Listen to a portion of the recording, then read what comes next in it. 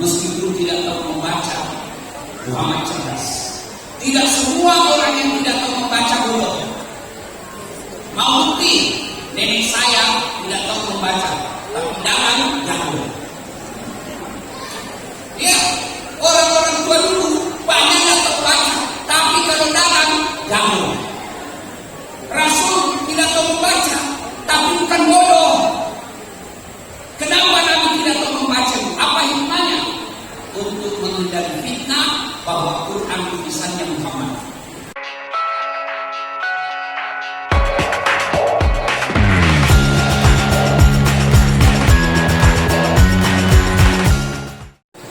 Baiklah, hadirin wa hadirat rahimakumullah. Kini sampailah kita pada acara inti, yakni tausiah agama atau mewujud hasanah, yang pada kesempatan kali ini akan disampaikan oleh Dr. Sri Al-Haj dan Amanati Esor SAG MSI PSI. Kepada beliau, waktu depan kami bersilakan. Sallu ala Nabi Muhammad. Assalamualaikum warahmatullahi wabarakatuh. Alhamdulillah rabbil alamin. Wa bihi nasta'inu ala umuri dunya waddin. Asyhadu an la ilaha illallah wa asyhadu anna Muhammadan abduhu wa rasuluh.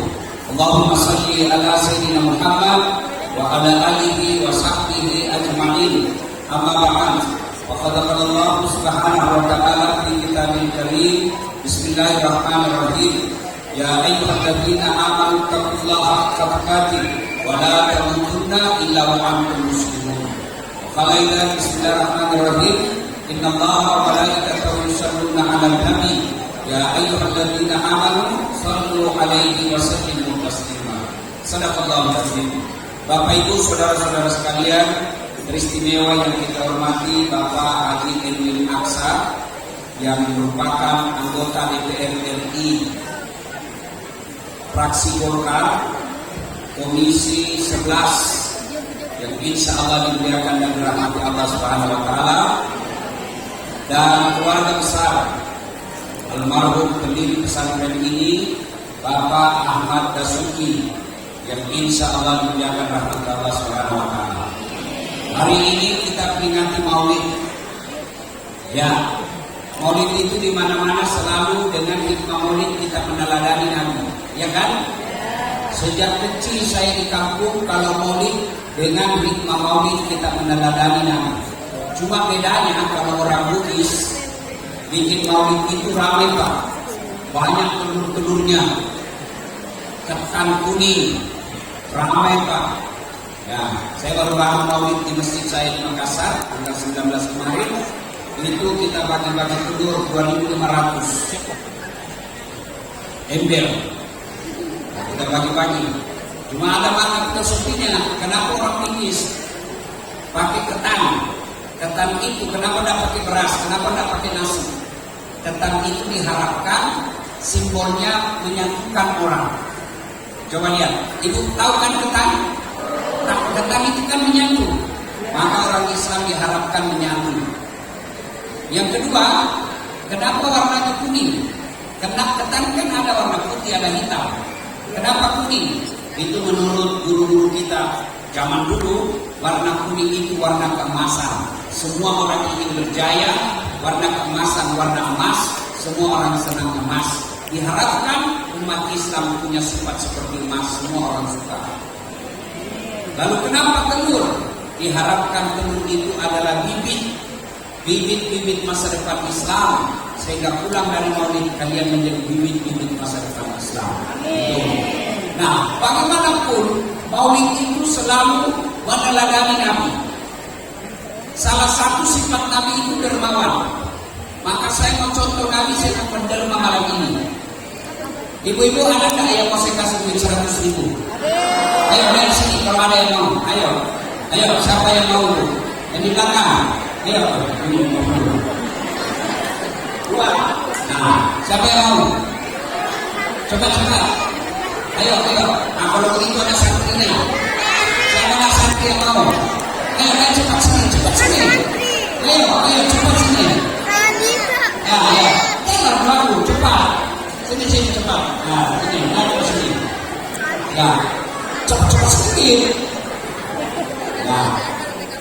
Siapa nama beliau?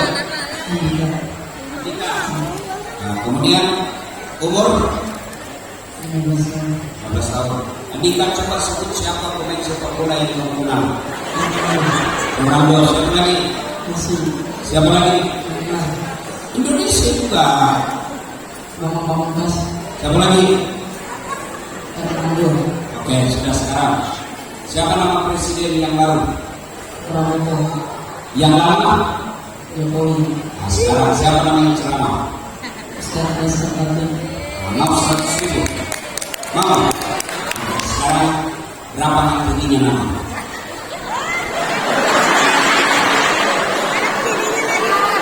Ayo. Oke, yang kedua, siapa anak musuhnya Nabi?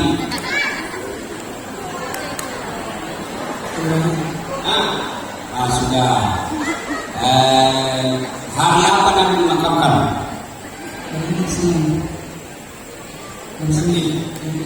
Salah. Nah, sudahlah, kau sudah terlanjur naik.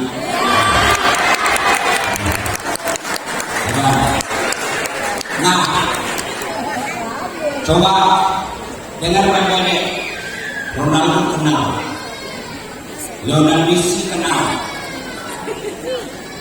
Bambang Pamungkas kenal, Das Al-Latif kenal, Joko Widodo kenal, Prabowo Gibran kenal. Demi Allah, semua nama yang disebut tadi dia tidak akan menolong di pada masa kelak. Al-Quran mengatakan anak tinggalkan orang tuanya, orang tua lari dari anaknya, suami meninggalkan istrinya, istrinya meninggalkan suaminya. Mereka semua panik dengan dosa-dosanya. Dan ada lagi sistem kekeluargaan. Hanya satu manusia yang mencari kita. Siapa? Muhammad Sallallahu Alaihi Wasallam. Kami berkata, ya Jibril, kalau ini hari kebangkitan, aina umatku? Mana umatku? Kita dicari. Nabi tidak cari aina Hasan Hussein. Mana cucu Hasan Hussein? Mana bapaknya yang pernah aku lihat wajahnya? Mana istriku Khadijah yang habis hartanya untuk membantu saya? Tidak satu keluarga Nabi yang dicarinya. Siapa yang kita cari? Dia cari. Beliau mencari mana? Lalu berapa? Bayangkan betapa sedihnya Nabi. Andai saja ada di sini beliau, lalu kita tidak tahu siapa anak musuhnya, siapa anak ibunya, berapa kali apa beliau lagi. Ayo, adik-adik sekalian, inilah tujuannya Maulid. Ini tujuannya Maulid supaya apa? Kita kembali dengan sejarah Nabi supaya kita bisa contoh. Bagaimana kita mau contoh Nabi kalau kita tidak tahu sejarahnya bagaimana Nabi tidur? Bagaimana kita mau contoh cara makannya Nabi kalau sejarahnya Nabi kita tidak paham? Anak-anak sekarang di mall yang tahu, artis-artis Korea yang paham. Tapi ketika ditanya sisi kehidupan Nabi, mereka tidak tahu. Untuk tidak ada, jangan sampai keluar. Bayangkan kalau anak santri kita sendiri yang nyata-nyata mondok di pesantren dan tidak tahu sisi kehidupan Nabi. Bagaimana anak sekolah ini? Anak-anak Nabi ada 7 orang, 3 laki-laki, 4 perempuan. Pertama Qasim, 1 Ibrahim, Zainab, Ruqayyah, Kulsum, Fatimah. Ingat, anak Nabi ada 7. Kamu itu pasti tahu kan? 3 laki-laki, 4 perempuan. Anak pertamanya namanya Qasim. Anak paling terakhir yang wafat Ibrahim namanya. Ayo, baru berapa kali itu yang baru tahu ini? Ya, ini tujuannya Maulid. Maka kita mengapresiasi, menghormati, menghargai kalau ada acara Maulid. Cuma sekarang ada sekelompok anak muda yang baru belajar 1 kitab, baru baca 1,5, sudah dia katakan Maulid bid'ah, Maulid sesat, Maulid tidak ada acara sesat. Maksud saya, kalau tidak mau Maulid, silakan kita hormati. Tapi jangan mudah mencelakai yang Maulid, karena kami tidak pernah mencelakai yang tidak mau Maulid. Ya, ya Bu. Nah, ini tujuannya Maulid. Banyak sekali sisi kehidupan Nabi, tapi waktu yang terbatas. Saya mencoba yang berkaitan dengan dunia pesantren. Hadirin sekalian, sebelum Nabi diangkat jadi rasul, usianya 36 tahun. Ibu-ibu berapa tahun Nabi diangkat jadi rasul? Berapa? 20 nih? 20 nih? 40. 36 tahun terjadi keributan di Mekah. Apa sebabnya? Semua Ka'bah dibugar. Ibu-ibu, Ka'bah dibugar, lalu batu Hajar Aswad diturunkan. Selesai diperbaiki, mau dipasang kembali batu Hajar Aswad di tempat semula. Bertengkar orang-orang di Mekah. Kata Bani Amir, kami lebih berhak. Kata Bani Hashim, kami lebih berhak. Kata Bani Amir, saya lebih berhak. Bani Syam, kami lebih berhak. Semua merasa lebih berhak. 4 suku yang bertengkar. Berapa bu? Berapa? Anggaplah misalnya di sini Sunda, Jawa, Betawi, Madura bertengkar. Kata orang Jawa, kami lebih berhak. Kata orang Betawi, kami yang lebih berhak. Kata orang Sunda, saya lebih berhak. Bertengkar, berhari-hari tidak ada keputusan. Akhirnya aku jawab berkata, begini saja, mulai besok kita tunggu siapa yang lebih awal datang ke masjid itu, siapa yang lebih dulu masuk ke dalam pintu itu, namanya dulu di masjid. Siapa yang datang ke pintu kota itu, perbatasan, siapa yang menyambut kalian, dia kita tuju untuk menuntut siapa di antara 4 suku ini. Gimana? Setuju? Setuju. Lalu ditunggu lagi besok. Tunggu. Ternyata orang yang muncul Muhammad. Waktu itu belum jadi Nabi. Al-Amin.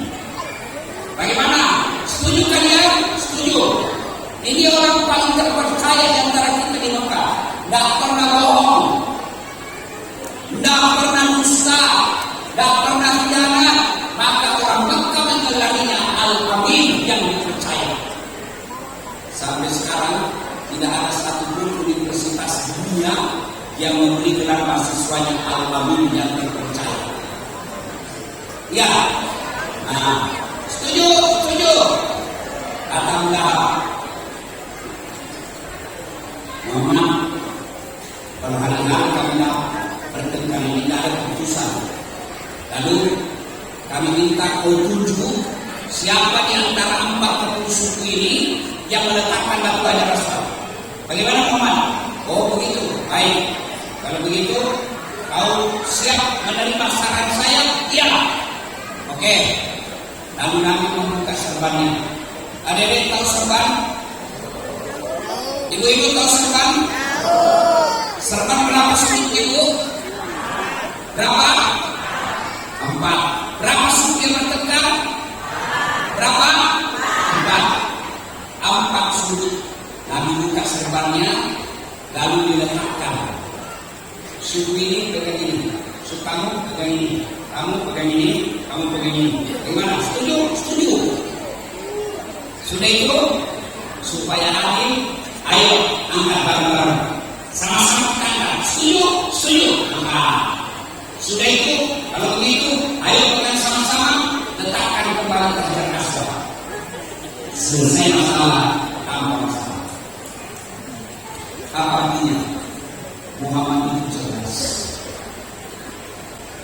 Meskipun tidak tahu membaca, Muhammad cerdas. Tidak semua orang yang tidak tahu membaca bodoh. Mau bukti, nenek saya tidak tahu membaca, tapi dalam jago. Ya, orang-orang tua dulu banyak yang tahu baca, tapi kalau dalam jago. Rasul tidak tahu membaca, tapi bukan bodoh. Kenapa Nabi tidak tahu membaca? Apa hikmahnya? Untuk menghindari fitnah bahwa Quran tulisannya Muhammad. Kaum orientalis yang tidak senang dengan Nabi, dia fitnah Nabi. Itu Quran tulisannya Nabi. Mereka bantah sendiri. Dan mungkin Muhammad yang tulis. Kenapa? Sejarah beliau cerdas. Apa namanya? Adik-adik, belajar. Belajar dan belajar. Yarfa'illahu alladhina amanu minkum. Ayo sama-sama. Yarfa'illahu alladhina amanu minkum. Janji Allah, bukan janji caleg. Coba apa? Beda Pak Ibu. Ibu-ibu tahu kan kenapa saya sampai di sini? Kalau ibu dan saya, nggak mungkin jilbabnya dan seragamnya baju lunas. Ya, mahal tiket PP Makassar Jakarta, mahal bu. Ya, siapa yang undang saya? Pak Edi Makassar. Ibu tahu? Tunggu. Kan yang ke atas itu kesat langit, ya kan? Bawahnya peci hitam. Siapa namanya ibu? Siapa? Yang perempuan siapa namanya? Yang di bawah? Gak usah cemas. Orang Bugis itu biasanya satu kata dengan perkataan yang diucapkan dengan perbuatan. Mau buktinya bu? Orang Bugis itu kalau suruh makan orang begini, mas, tapi tidak begini, buka semua. Artinya apa? Tidak ada rahasia, tidak ada tutup-tutup. Makan. Ibu pergi, ibu udah rezeki, mudah-mudahan ibu ada rezeki. Atau di sini bisa lihat semua rumah makan suku Bugis Makassar tempat masaknya di depan. Mudah-mudahan itu ada rezeki ke Sulawesi. Lihat rumah makan orang Bugis Makassar, semua dapurnya depan. Kontrol, coto, sop saudara, palu marah, palu basah, semua di depan, dari belakang. Artinya apa? Apa yang saya masak kemudian lihat, saya tidak ada rahasia. Orang Bugis, dan orang Bugis itu tidak kenal pantun. Orang Betawi kan ada pantun, ya kan? Aku melihat ada bunga di taman. Bunga itu sudah siap untuk dipetik, padahal belum lama. Orang Bugis tidak begitu, dia bilang, sudah besar anaknya, saya kasih minyak sama anakku. Tidak pakai pantun-pantun. Orang Bugis itu mulutnya tidak romantis. Dari mana romantisnya? Dari perbuatannya. Kalau sudah dia janji datang, datang. Pak Edwin tidak pernah datang ke sini sebelum kampanye, tapi dia datang setelah menang. Biasanya orang terbaik kampanye dia datang, menang tidak datang.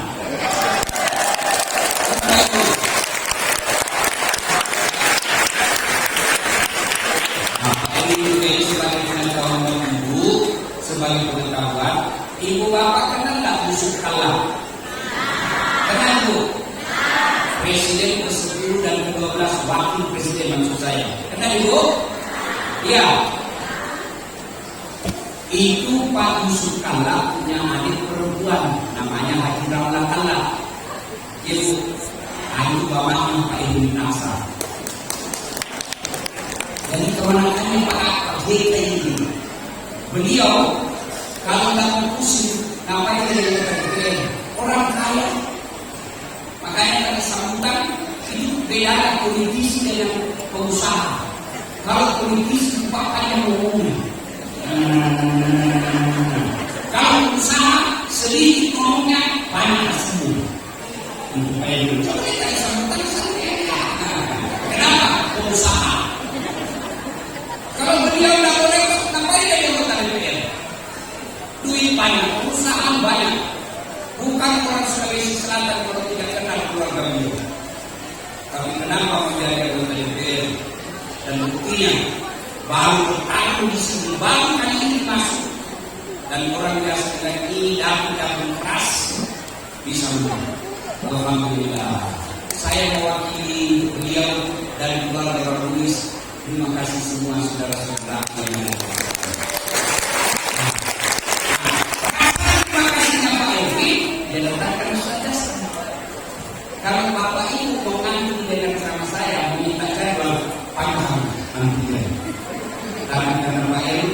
siap terus. Nah sekarang sebagai rasa terima kasih kita dengan cara satu, adik sekalian, kalau mau contoh Nabi belajar, memang ketika di pondok ini menderita, susah, makan kadang-kala ala kadarnya, tidur enak-enaknya dibangunkan, iya toh? Iya. Ingat lagunya Irama, berlatih-latih dahulu, berenang-renang ketepian, sakit-sakit dahulu, susah-susah dahulu, lalu kemudian tetap susah. Itu kalau tidak belajar. Kalau belajar insya Allah susah pada saat sekolah, nanti kita lihat hasilnya. Ada sekalian, waktu saya kecil, itu kampung saya jarang sekali lewat pesawat. Kecil pun kalau lihat, kalau ada lihat pesawat, kita kapal terbang, kita lihat. Dalam hati saya, bisa aja saya nanti suatu saat naik pesawat. Alhamdulillah, dengan ilmu yang sedikit, sekarang capek saya naik pesawat. Hebatnya lagi, Bu, pergi bisnis kelas. Bukan bisnis kelas, bukan saya yang beli. Siapa yang beli? Pak Ilmu. Kita yang punya ilmu, maka ibu sekolahkan anak. Ustaz, bapaknya tidak ada kerjanya, penghasilannya tidak jelas, orang tuanya miskin, tapi Tuhannya mahal. Masya Allah. Nama saya di sini. Saya bukan ini. Kalau nama saya Nambulani. Kalau lihat gelar saya, lihat orang tua saya, tidak mungkin bisa sekolah. Orang tua saya ini, saya bikin semua buku, saya tulis buku dunia. Kamu boleh miskin, tapi Tuhan mahal. Maka dari sekalian, tidak ada orang miskin yang boleh sekolah. Sekolah, belajar.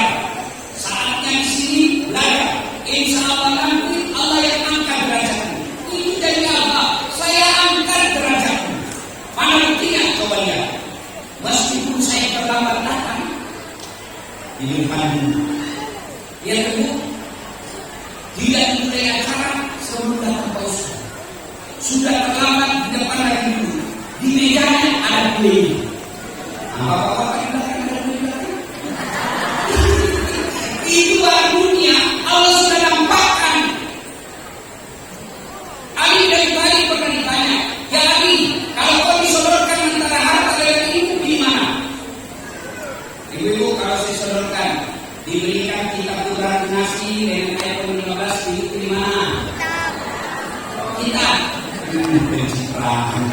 Ali kasih antara diri dan harta, kamu pilih mana ya Ali? Ali yang mantap mengatakan, saya pilih ilmu. Kenapa pilih ilmu yang imam? Ada 3 kelebihan ilmu dibanding harta. Apa itu? 1, harta kamu yang jaga, ilmu dia yang jaga. Ibu-ibu punya duit 5 juta, masukin beli-beli kaleng-kaleng, digembok kalengnya, sudah itu kali-kali dimasukin lemari, gembok kaleng-kaleng di lemarinya. Sudah berapa gemboknya Bu? 2. Keluar kamar, gembok lagi kamarnya. Berapa gemboknya? 3. Keluar rumah, gembok lagi rumah. Berapa gemboknya? Keluar pagar, gembok lagi pagarnya. Berapa gemboknya? Sampai masa bilang kuncinya. Ya kan? Saya ngerti kita jaga, tapi ilmu dia yang jaga. Anak buktinya, saya jalan kawal fungsi. Apa karena saya kaya? Tidak. Apa karena saya tinggi? Bukan. Apa karena saya pejabat? Bukan. Tapi apa? Karena saya menjadi pejabat. Kalau dikawal karena kaya, tidak apa ini. Ini apa ini dari saya? Saya memang tidak kaya itu, tapi saya perlu pesona. Mana buktinya? Ibu memfoto sama saya toh. Itulah kelebihan orang yang punya ilmu. Allah angkat derajatnya. Ilmu Dia yang jaga kamu. Harta kamu yang jaga dia. Yang kedua, pengertian ilmu. Dengan ilmu kamu dapat harta, tapi dengan harta belum tentu dapat ilmu. Ada orang kaya di kampung saya, juga ada tambah, tapi tidak perlu membaca. Dia tidak membaca sama cucunya, yang ada kabarnya. Tidak, tambah P, SO, so, DLP, apa bacanya? Kolon. Ini kabarnya, ya kan? Dibawakan pergi ke Jakarta, jalan-jalan sampai di Jakarta dikasih masuk rumah makan mewah. Selesai makan, bawa makan mewah. Selesai makan ditanya sama nanya, Pak, bagaimana di dalam tadi? Enak tak? Dan masuk. Karena yang mana, Pak? Ada tadi yang putih tipis. Isu dia makan. Baru selesai makan, dia masuk. Itu ada duitnya, tapi beda-beda. Ya, sudah itu dibawa ke mall. Masuk di mall, dia lihat tanggal ini. Itu tukang tahu tanggal ini. Tahu kan? Yang turun. Kalau sekarang itu kan jalan tangga yang jalan. Ini dia turun. Begitu masuk terbuka itu di open. Ada tulisannya besar kan? Open. Ini besar. Betul-betul kau bikin kuenya. Karena di kampung itu, open itu, begitu gue yang teriak, rokokan masih berubah, besar itu, besar. Tiba-tiba ada orang tua itu, orang tua masuk dalam itu, diteriaki, jangan masuk, panas, jangan masuk, panas. Masuk orang tua, tertutup itu. Selang beberapa saat keluar, siapa yang keluar? Orang Afrika.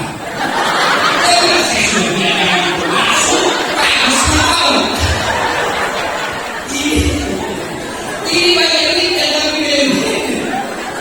Maka dari sekalian, dengan harta belum tentu dapat uang, tapi dengan uang, dengan ilmu kamu bisa dapat uang. Coba lihat orang Pak, merantau ke Singapura, dia merantau ke Saudi, tidak bawa duit, tapi karena dia bawa ilmu, pulang bawa uang. Coba lihat ini sekalian. Ini, karena saya punya ilmu. Pergi, tidak bawa uang. Pulang. Cuma saya, suatu waktu saya pakai, saya pernah salah di Mangkro. Kan di Makassar itu satu malam, biasanya dibuat ceramah saya. Nah, selesai ngasih ceramah pertama, saya menunjukkan cara kedua. Kemudian saya sama panitia. Panitia ini sih. Tunggu dulu, Bos.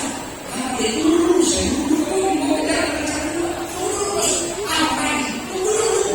Yang panitia ini protokol. Sampai dekat saya dikasih sendok. Langsung bersama pakai. Kan mantu orang-orangnya.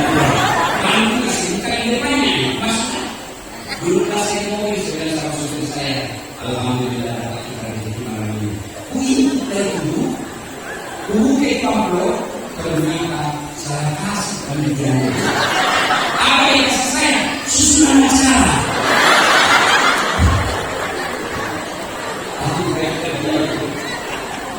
Nah, ilmu yang disediakan anak orang yang punya ilmu dengan ilmu yang bisa dapat duit. Yang ketiga, sekali dengan baik, harta kamu kasih orang berkurang, ilmu kasih orang nambah. Ibu punya duit 1 juta, kasih tetangga 300, ibu tinggal berapa? 200. Ibu punya Al-Fatihah, ada sama anak-anak, begitu anak hafal, bilang Al-Fatihah itu sudah hafal, sudah lebih. Mana Al-Fatihah saya? Kok hilang di kepala saya ini? Dan maka ilmu kamu kasih orang nambah, harta kasih orang berkurang. Maka ibu-ibu sekolah anak. Dan hebatnya kalau anak-anak sekolah pesantren dunia dapat, akhirat dapat. Artinya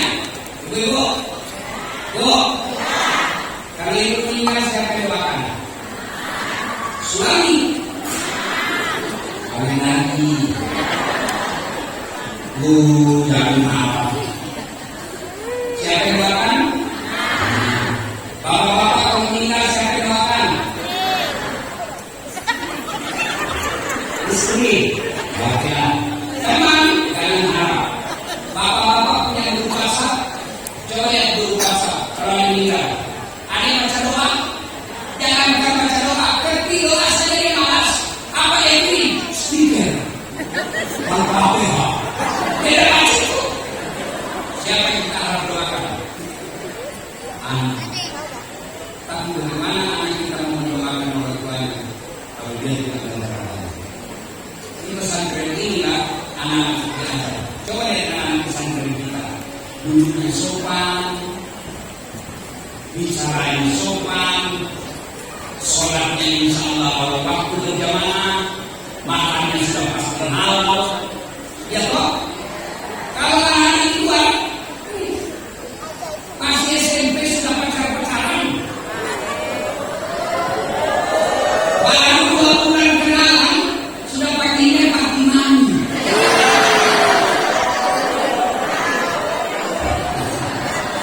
Ya, tapi kalau itu apa yang banyak usaha anak kita sekarang? Game yang usaha anak kita yang banyak usaha rumah tangga itu online. Anaknya game online, mamanya belajar online, suaminya judi online. Ya, berapa banyak rumah tangga sekarang cerai gara-gara apa? Judi online dan pinjam online. Kenapa mereka pinjam? Apa mereka ada rezeki dari Allah? Ada rezeki dari Allah. Lalu kenapa dia pinjam? Karena selera hidupnya tinggi. Kalau gaji 5 juta, daya hidup 4 juta yang sama dengan pinjam. Yang jadi masalah, gaji 3 juta, daya hidup 5 juta. Pasti utang 2 juta. Akhirnya, gali lubang, pasal lubang. Bapak saudara-saudara sekalian, belajar. Yang kedua, kalau setelah banyak belajar, maka berikutnya banyak ibadah. Rasulullah itu waktunya sepertiga untuk Allah, sepertiga untuk dakwah dan umat, sepertiga untuk keluarga. Nabi kalau tengah malam lebih banyak sholatnya daripada tidurnya.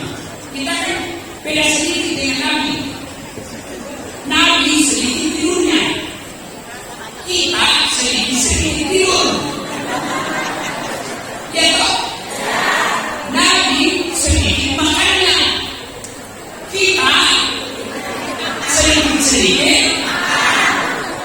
Nabi sedikit bicaranya, kita sedikit. Beda sedikit. Nabi kalau sholat sunnah sambil berkata bersih. Nabi tidak pernah lepas dari Kamis. Nabi sejarah hidupnya tidak pernah lepas sholat mimpi. Nabi tidak pernah berhenti ngaji. Padahal Nabi sudah dijamin masuk surga. Ibadahnya luar biasa.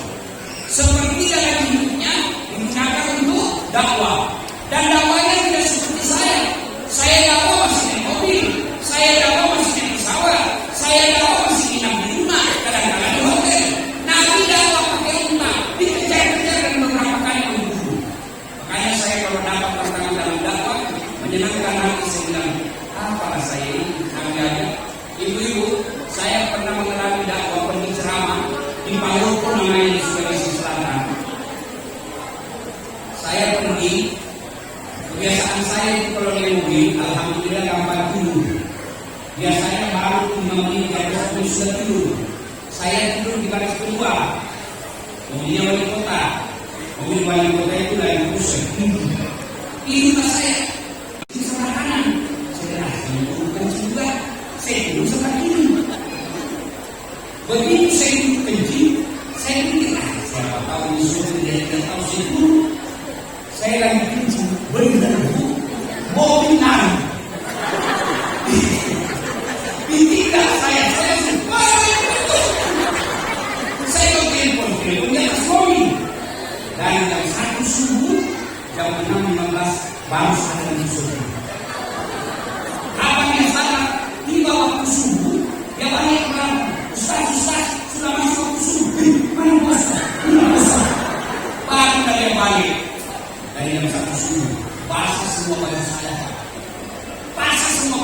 finish. Dan semua mobil yang saya kasih singgah, tidak ada yang singgah. Kenapa? Peci saya putih, baju dalam saya putih, sarung saya putih, dia bisa saya potong.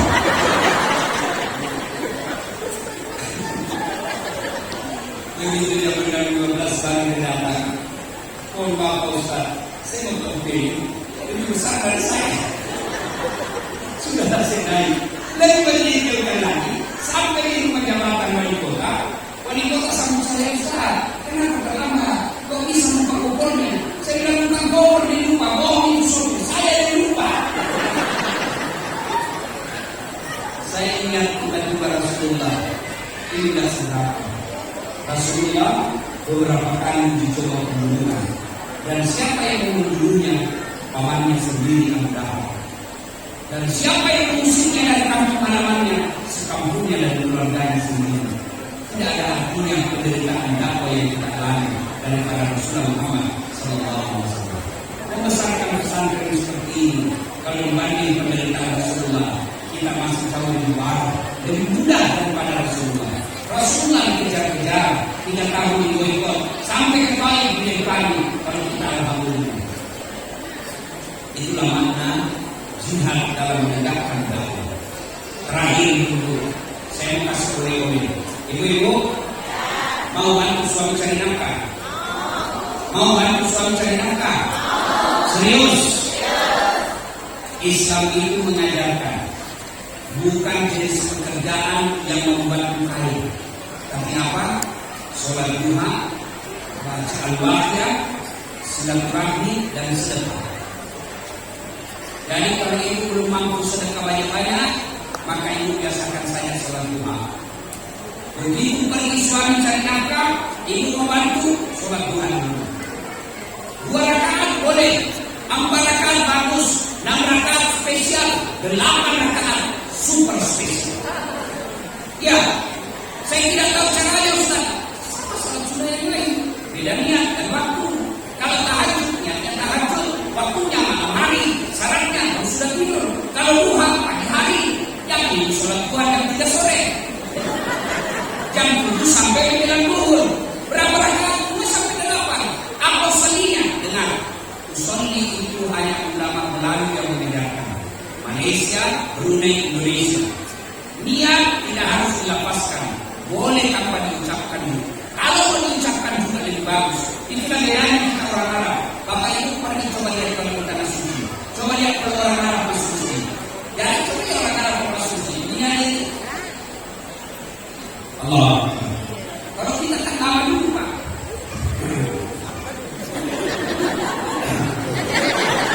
Dan dulu dia. Kalau ada siapa? Allah. Yaudah lagi. Allah. Ayo langsung. Dari sholat saya tanya deh. Kenapa dari sholat? Saya lupa suami Ia tidak harus diucapkan. Begitu bapak ibu bangkit dari kursi, ada niat dalam hati, bersolat duha, itu kan? Mau niatkan ucapkan, sebelum sudah terduha, kata ini dari Allah Akbar, boleh. Tidak tahu itu, bahasa Indonesia boleh. Saya niat sholat duha, 2 rakaat sunnah hukumnya bagi saya dari Allah Akbar. Itu pun tidak tahu ibu, ambil jalan pintas. Gimana caranya? Berdiri tegak, menghadap kiblat, Tuhan, sholat duha, Allah Akbar. Boleh. Serius, ya penting dapat. Kayak dulu. Yang penting jangan begitu terus.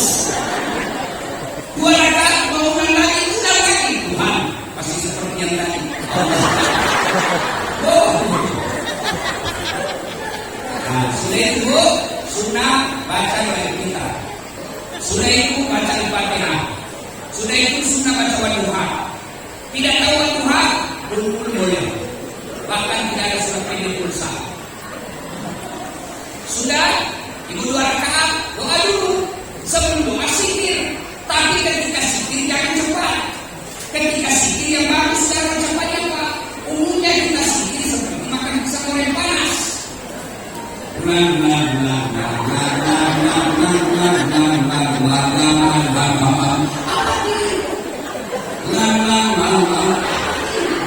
Saya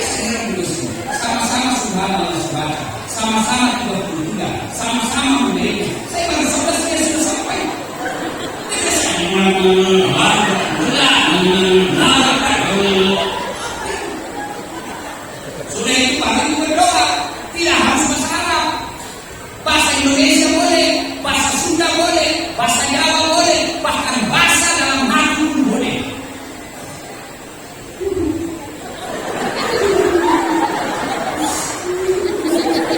Oh my God, oh semuanya kalian. Daripada itu bahasa Arab tidak tahu artinya, nanti malaikat itu. Apa maksudnya itu? Yang minta supaya suaminya dilindungi, tapi kecuali minta suami tahunya. Ibu, mau punya doa anak soleh? Mau? Ayo sama-sama ikuti. Bismillahirrahmanirrahim. Allahumma barik lana bima razaqtana.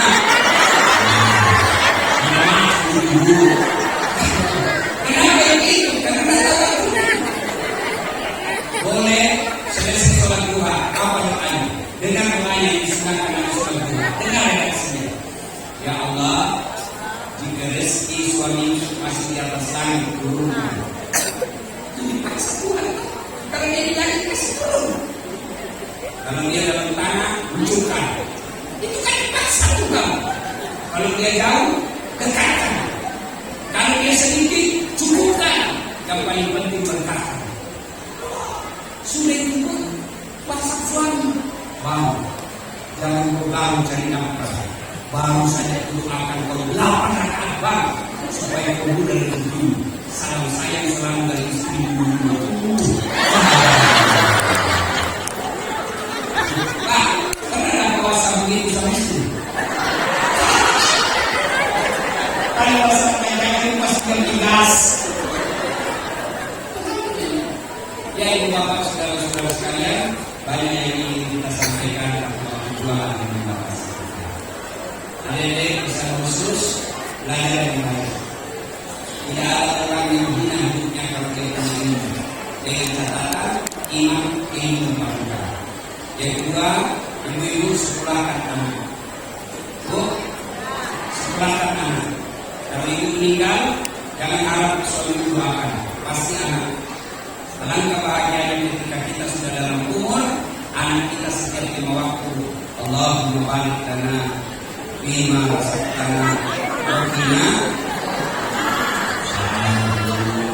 doa orang tua Allahumma ighfirli. Saya orang tua saya itu miskin, rumah tidak jelas, tapi karena ilmu, alhamdulillah bapak saya sedikitkan masjid, namanya Masjid Abu Dhabi. Ibu saya didirikan juga masjid, nama ibu saya Masjid Hajjah Suman. Dari mana saya dapat ilmu? Maka ibu, kalau ada emas, piring, boleh dijual untuk anak sekolah, silakan jual. Anak nanti yang akan mengangkat derajat itu. Ya. Yang ketiga, ibu-ibu biasakan sholat duha. Kalau orang cari nafkah, mencari kekayaan dengan dagang, dengan bisnis, ibu cari nafkah, minta dari Allah sholat duha. Bagi kita orang Islam, sholat duha, surah Al-Baqarah, silaturahmi, dan sedekah menurut Quran itu yang mendatangkan. Mudah-mudahan ada manfaat. Jadi dan kurangnya mohon dimaafkan. Usikum wa nafsi taqwallah. Fastabiqul khairat. Assalamualaikum warahmatullahi wabarakatuh.